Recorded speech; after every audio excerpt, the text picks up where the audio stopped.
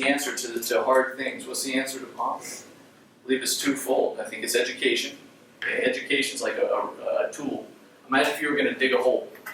You need a shovel, otherwise it's real hard. I'm not going to say it's impossible, but it can be pretty difficult. Education's a powerful tool, but the gospel's needed. Because the gospel is what heals brokenness. The gospel is what changes lives.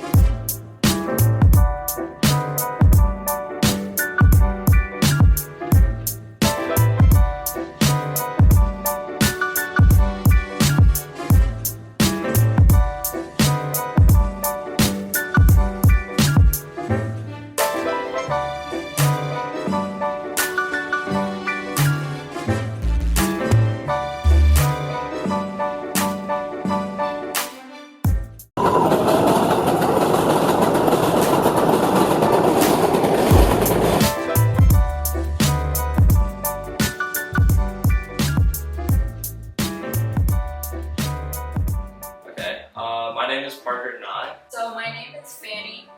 I'm Heather. My name is Caitlin Plott. My name is Kimberly. I had chosen this because New York I'm familiar with New York and it's longer, so it's 11 weeks, as opposed to 5 weeks in Chicago, which is closer to me. So is there a reason why you were looking for like a longer mission trip? yeah, I think you do get to plug in more with the community that you're serving if you were to spend more time in the city or spend more time getting to know them. So I think growing a personal connection or relationship with whoever I'm serving is very important to me. So I decided to choose something that's more long term instead of like just a 5-week mission. I'm a first year, like I'm not going to be looking for internships, so let me just like check it out. And I was looking at the summer mission. I thought there was some in New York City. I was like, oh, it's kind of funny, like if I went on a mission trip to New York City, like because I like basically grew up like going to like the city, so I thought that was really funny. So but I looked at it and it looked really like it looked really nice and really amazing, and I was like, wow, this would be really like it would be really great to be serving my community, because like most people when they think of New York City they think of Times Square, they think of I don't know, the Statue of Liberty, all that kind of stuff. They think more of like Manhattan, but so I have I have some family that my dad's aunt, she moved from Puerto Rico to New York and she ended up living in the projects. So like growing up, going to see her and going to see her in her neighborhood, it really it gave me a different perspective. I think just like going to the Bowery, which is the homeless ministry that we've been looking at, I was just very surprised to see how strong like the faith of a lot of like the homeless people was, because I think that before coming here I had this misperception that like people in poverty had like a less likely chance of having a strong faith. But when we went to the Bowery, we collected prayer requests on like little slips of paper, and just like the reaction we got from like this room that we had,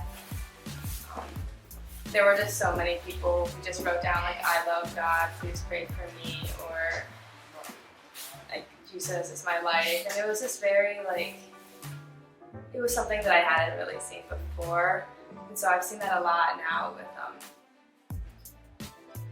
just like with hurting people that I've interacted with. So many of them have a stronger faith, and like I can learn from them actually. I think I just learned that something that Dan had said that was like with poverty, does not mean homelessness, it's just people with lack of options and resources. And then like whenever when he said that, it really changed my perspective on how I look at people in the community. Like walking down the street from where we stay at, like just seeing like people that may necessarily not even be homeless, but they could be literally scraping by and we wouldn't know it. And just being open-minded to everybody and not being so closed off and being so judgmental, because I feel like I find myself at home being judgmental of people who are not like my area. And so having like being here, it gives me like, I don't know, I guess what would be the word? Perspective?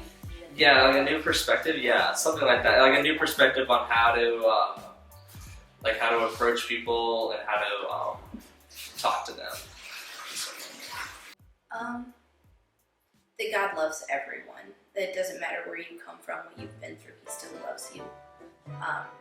And that everyone has a story as to how they got to where they are now. Not everyone made choices to, like, I think when I see homeless people, or whenever you see homeless people, it's very easy to make snap judgments about how they got into their situation and why they're homeless or why they're poor, why they don't have a job, and that's not always true. Like, you often don't get to decide why this happens to you. And I think that's something that struck me. It's just like God loves and cares about these people so much, and it's not, they haven't done things to get them into this situation. And that's something that's like really broke my heart, and it kind of like that was one of the first times I feel like I saw like, you know, that saying like break my heart for what breaks yours, or like I feel like that's one of the first times that I saw that. I felt my heart break for like what breaks God's heart. It's like, oh wow, these people, like, they haven't done anything to be in this situation, but here they are.